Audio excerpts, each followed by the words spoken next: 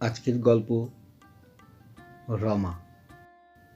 কাহিনী, সংলাপ এবং গল্প পাঠে পার্থ পাল চৌধুরী। গ্রামটির নাম পলাশপুর। সবুজ ঘেরা গ্রাম, চারিদিকে ভেড়ি, জলাশয়। জলাভূমিতে ঘেরা সেই গ্রামে কোনো স্কুল না থাকায় প্রায় সকল গ্রামবাসী নিরক্ষর। একমাত্র খগেন দাসের ছেলে যতীন দূর গাঁয়ের স্কুলে গিয়ে পড়াশোনা করে মাধ্যমিকে পাস দিয়েছে। খগেনের কিছু জমি জায়গাও আছে এবং ওরা গ্রামের অন্য পরিবারের থেকে বেশ কিছুটা সচ্ছল। মাধ্যমিক পাশের বছর দুই বাদে খগেন তার ছেলে যতীনের বিয়ে দেয় দূর গাঁয়ের শশীকান্ত দাসের ছোট মেয়ে রমার সাথে। রমা রূপে গুণে সবার নজর কাড়ে। সেও অষ্টম শ্রেণীতে পাস করেছে। বিয়ে হয়ে যখন রমা পলাশপুর গ্রামে এসে পৌঁছায়, সমস্ত গ্রামের মানুষ নতুন বউ দেখতে ছুটে আসে খগেন দাসের বাড়িতে। তার উপর প্রথম দিন থেকেই কুনজর পড়ে গ্রামের মোড়লের ছেলে অসীম মাঝির। সে রমাকে মাঝে মাঝেই লক্ষ্য করে। রমাকে দেখলেই হেসে হেসে তার সাথে ভাব জমাতে যায়, যা রমার মোটেও পছন্দ হয় না। এক সন্ধ্যায় রমাকে মাঠে একা পেয়ে তার উপর ঝাঁপিয়ে পড়ে অসীম মাঝি। রমার চিৎকারে মানুষজন ছুটে আসে ও রমাকে উদ্ধার করে ওই পশুটার হাত থেকে নিয়ে যায় তার বাড়িতে। সন্ধ্যার আগে পুলিশ আসে। অসীমের 3 বছর জেলও হয়। এদিকে মাস দুই পরেই যতীনের একটি চাকরির ঠিক হয়। তার জন্য তাকে 9 মাসের জন্য ট্রেনিংয়ে যেতে হয় দূর আমেদাবাদে। বিয়ের পর কটা দিন বেশ তাদের ভালোই কাটছিল, আনন্দে দিন কাটছিল। কিন্তু যতীনের এই আমেদাবাদে চলে যাওয়া এবং অনেক দিন পর তার দেশে ফিরে আসার কথা, এই কষ্টটা রমা নিতে পারে না। কিন্তু কিছু করার নেই, মনে কষ্ট হলেও তাকে বিদায় জানাতে হয়। যতীন চলে যায় আমেদাবাদে। দিন যায়, রাত যায়, চিঠির আদান প্রদান হয়। অধীর আগ্রহে পথ চেয়ে থাকে রমা আর দিন গোনে। দেখতে দেখতে 6টা মাস কেটে যায়। এক রাতে হঠাৎ অসুস্থ হয়ে যতীনের বাবা খগেন মারা যায়। এত দূরে যতীনকে খবর দেওয়াও সম্ভব ছিল না। চিঠি পৌঁছাতেও দিন 10 লেগে যায়। গ্রামের লোকেরাই তখন তার সৎকার করে। রমা মুখাগ্নি করে।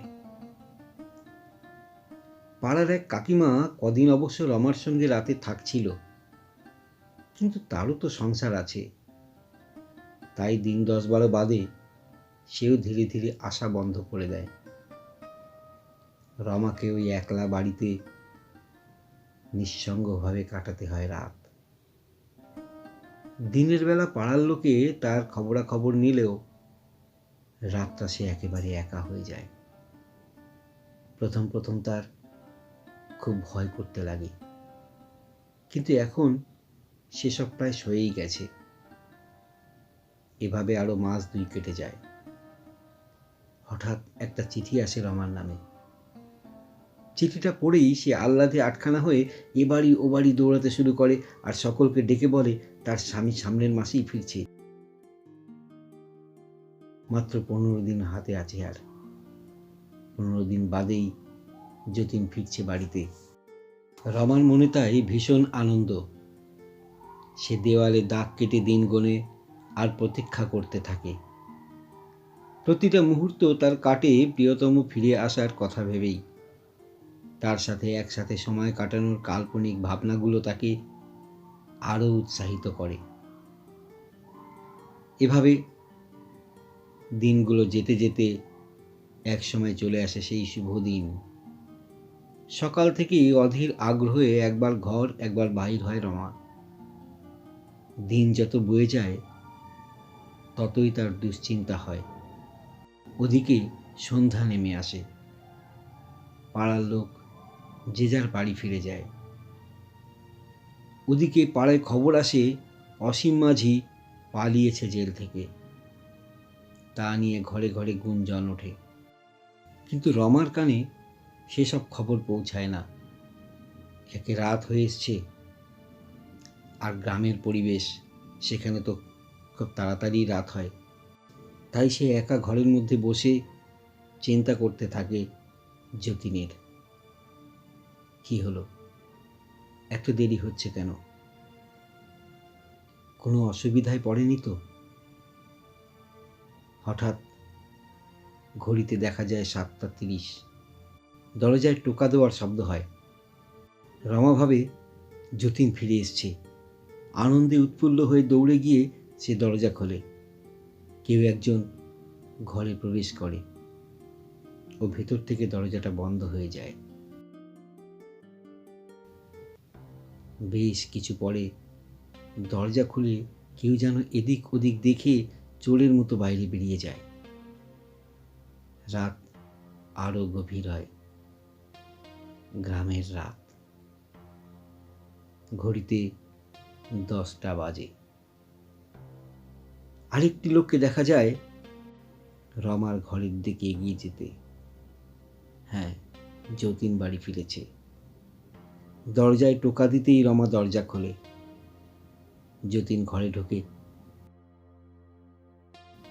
রমার মাথার ঘোমটাটা আজ এত বড় করে দেওয়া যে মুখটা স্পষ্ট করে দেখা যাচ্ছে না। তার মধ্যে সেই আনন্দ নেই, সে উচ্ছ্বাসটাও আর নেই। খানিকক্ষণ আগেই যে উচ্ছ্বাস তার মধ্যে ছিল। যতীন ঘরে ঢুকেই চৌকির উপর বসে ও ব্যাগগুলো পাশে রাখে। তারপর বলে, অনেকটা রাত হয়ে গেল বুঝলে। ট্রেনটা এত লেট করেছে, নিশ্চয়ই চিন্তা করছিলে। রমা শুধু মাথা নাড়িয়ে সম্মত জানায়। তারপর যতীন রমার কাছে এক গ্লাস জল চাইলে রমা জল এনে দেয়। জল পান করে যতীন বাবার ছবির সামনে গিয়ে দাঁড়ায়। চোখের জল ফেলে। রমা সেটা লক্ষ্য করে। যতীন চোখ মুছে বলে, বাবাকে আর দেখা হলো না। এই বলে আবার সে চোখের জল ফেলতে থাকে। রমা তাকে সান্ত্বনা দিয়ে বলে, সবাই কি চিরকাল থাকে গো? আজ বাবা নেই, একদিন হয়তো জানবে আমিও নেই। যতীন ঘুরে দাঁড়ায় রমার দিকে। রমার মুখে ঘোমটাটা ঢাকা, মুখটা পরিষ্কার দেখা যাচ্ছে না। রমা বলে, না না, আসলে সবাইকেই তো একদিন একদিন চলে যেতে হবে, তাই বলছিলাম। নাও, তুমি জামা কাপড় ছেড়ে হাত মুখ ধুয়ে এসো। অনেকটা রাত হয়ে গেছে, খেয়ে দে বরং ঘুমিয়ে পড়ো। অনেকটা পথ এসছো, একটু বিশ্রাম নাও। আমি তোমার খাবারটার বন্দোবস্ত করি গে। এই বলে রমা রান্নাঘরে চলে যায়। যতীন খেয়াল করে এ রমা যেন তার সেই রমা নয়। প্রাণোজ্জ্বল হাসি খুশি সেই রমা যেন এটা মোটেও নয়। এ রমা শান্ত, মুখ ঢাকা ঘোমটা। তাছাড়া কণ্ঠস্বরটাও কেমন অন্যরকম লাগছে। কি জানি, অনেকদিন পর বলেই হয়তো এমনটা মনে হচ্ছে। যতীন জামা কাপড় ছেড়ে কলে গিয়ে হাত মুখ ধুয়ে ঘরে আসে। ও গামছা দিয়ে মুখ মুছে ঘরের মেঝেতে পাতা আসনে বসে পড়ে। রমা থালা ভরে ভাত, তরকারি, ডাল, জল এনে যতীনের সামনে দেয়। ও পাখা দিয়ে হাওয়া করতে থাকে। না, তখনও রমার মুখ দেখতে পায় না যতীন, কারণ মাথার ঘোমটাটা তখনও মুখ পর্যন্ত ঢাকা। ভাত খেতে খেতে যতীন বলে, তুমি খাবে না? রমা বলে, তোমার খাওয়া হোক তারপরে। যতীন বলে, এতদিন তোমাকে একা থাকতে হয়েছে, খুব কষ্ট দিলাম তাই না? সরি গো, তবে চাকরিটা ফাইনাল হয়ে যাবে মনে হচ্ছে, তখন তোমাকে নিয়ে শহরে চলে যাব। রমা বলে, আর যাওয়া। এই বলে রমা একটা দীর্ঘশ্বাস ছাড়ে। যতীন বলে, কেন, তুমি শহরে যেতে চাও না? রমা বলে, চাইলেই কি আর সব পাওয়া যায় গো? যতীন রমার দিকে তাকায়, তারপর বলে, তোমার কি শরীর খারাপ? আমার উপর কি তোমার অভিমান হয়েছে? না, তোমার কণ্ঠস্বরটা কেমন যেন ক্ষীণ ক্ষীণ লাগছে। এমন সময় রান্নাঘরে কিছু একটা শব্দ হয়। রমা বলে, আমি দেখছি গিয়ে, তুমি খেতে লাগো, হয়তো বিড়াল ঢুকেছে। এই বলে রমা রান্নাঘরে চলে যায়। যতীন খেতে খেতেও রমার সাথে কথা বলতে থাকে। খেতে খেতে হঠাৎ তার চোখ পড়ে খাটের তলায় কোনো একজন স্ত্রীলোক পড়ে আছে।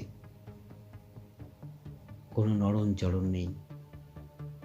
চমকে ওঠে যতীন, চিৎকার করে ওঠে, কিন্তু সেই স্ত্রীলোকও সাড়া দেয় না, রমারও কোনো সাড়া পায় না।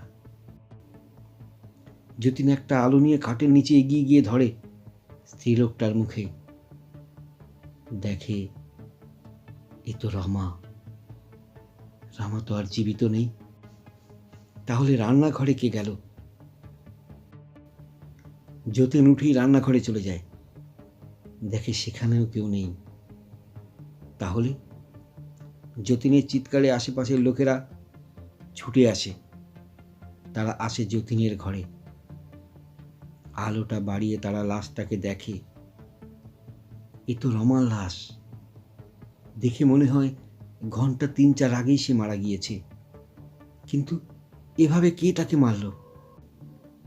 তারা দেখতে পায় রমার হাতের মুঠোয় শক্ত করে ধরা আছে অসীম মাঝির গলার পরিচিত সেই রূপোর হারটা।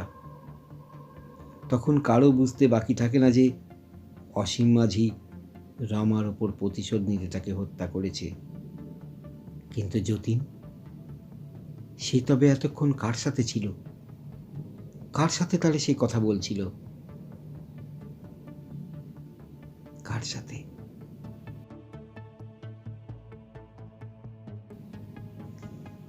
শুনলেন আজকের গল্প রমা।